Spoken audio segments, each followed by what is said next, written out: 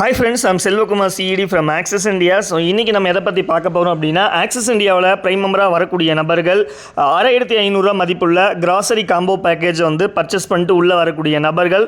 So எப்படி நம்மளோட product வந்து நம்மளோட அட்ரஸ்க்கு நம்ம ஆர்டர் பிளேஸ்மெண்ட் பண்ணுறது அப்படின்னு தான் நம்ம பார்க்க போகிறோம்.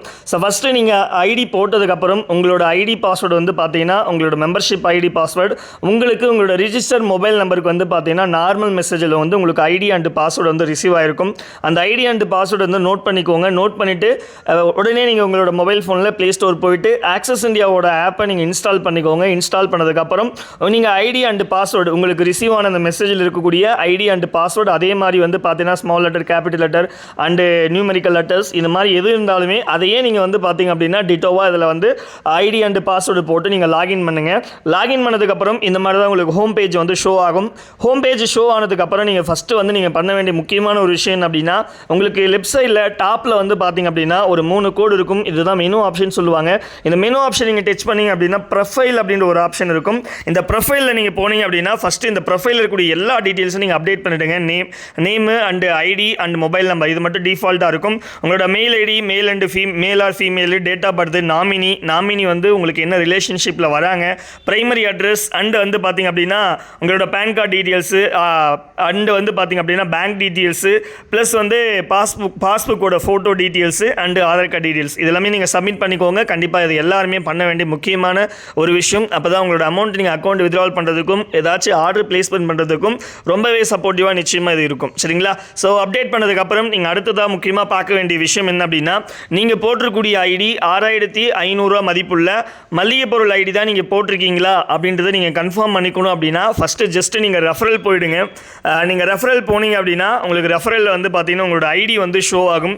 அந்த ஐடியோட அந்த ஃபஸ்ட்டு நீங்கள் ஜூம் பண்ணிங்க அப்படின்னா ஜூம் இன் பண்ணிக்கலாம். அந்த ஐடியோட ஃபஸ்ட்டு ஏசி அப்படின்ற ஒரு நம்பர் இருக்கு இல்லையா, லெட்டர் இருக்கு இல்லையா, அந்த ஏசியை நீங்கள் டச் பண்ணிங்க அப்படின்னா நீங்கள் போட்டிருக்கூடிய ஐடி என்ன ஐடின்னு சொல்லிட்டு உங்களுக்கு வந்துடும். ஸோ நல்லாவே தெரியும் package name 6500 grocery plus combo package அப்படின்னு சொல்லிட்டு உங்களுக்கு இருக்கு இல்லையா.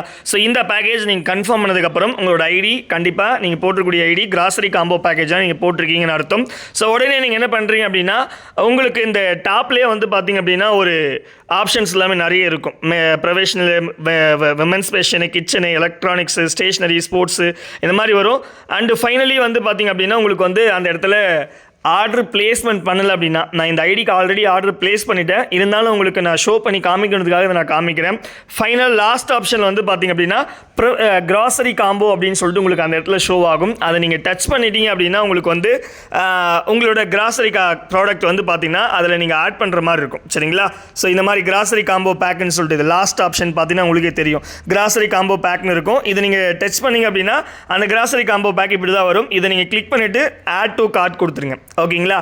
ஆட் டு கார்டு கொடுத்துட்டு உடனே உங்களுக்கு வந்து வியூ கார்டுக்கு போயிடுங்க. வியூ கார்டு போயிட்டீங்க அப்படின்னா உங்களுக்கு மேலே வந்து கிராசரி காம்போ பேக்னு இருக்கு இல்லையா, அதுதான் நீங்கள் ஆர்டர் போடக்கூடிய பேக்கு.